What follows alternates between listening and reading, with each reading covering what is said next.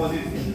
Jako su bitni faktori u klinču kad ih namestite da partner ne može da ga izvadi. Ako ćemo partner i ja, to je protivnik ja, non da se borimo za poziciju, da se krljamo ko će koga bolje da uhvati, prva stvar, otvarat ćemo se jedan i drugi. Druga stvar, zaboravit ćemo u jednom momentu da treba da udarimo jedan drugog.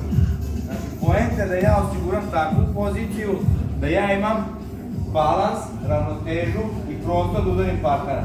Kako ćete to da uradite? Vidite ovako, prva i najosnovnija pozicija u klinču, znači uski hvat iza glave. Šta se dešava? Malo širim stopala, znači otvaram prostor dole. Ulazim bliže glavom, a izlazim kičmom. Vratite pažnju na ovo, ulazim bliže glavom, ali se ne nastanjam. Nego ulazim bliže glavom, a izbacujem kičmu nazad. Jedna ruka ulazi do kraja, ispružena. Druga ruka zahvala hvat na tu ispruženu ruku.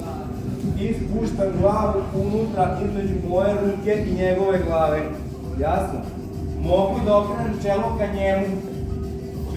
Mogu da okrenem malo čelo ka njemu, da napravim pritisak na njegovu glavu. Ovom rukom sabijam prostor između mog čela i moje ruke. Noge su mi plako raširene i zaključio sam ga. On odavde nema prostora da provuče ruke.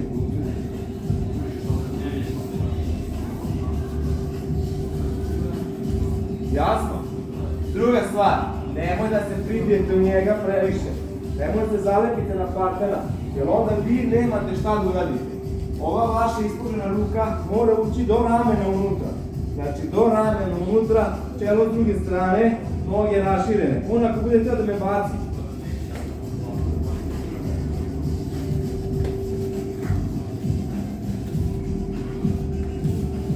trošit će energiju konstantno, jasno. Raširite stopala, držite balans između stopala, držite ruke zaključane, rame unutra, ruka unutra, glava unutra. Prostor za provlačenje ruke ne postoji. Gledate non stop u njegove noge. Ako krene da vas udari kolanom nekim, opa, bum, opa, bum, opa. Ne idete na bacanje. Ovde vam bacanje ne treba. Ovde mi treba samo koleno u rebra. Ostajem unutra zaključan, ova ruka mi ne treba i imam čistu poziciju. Jasno? Ajde, prom.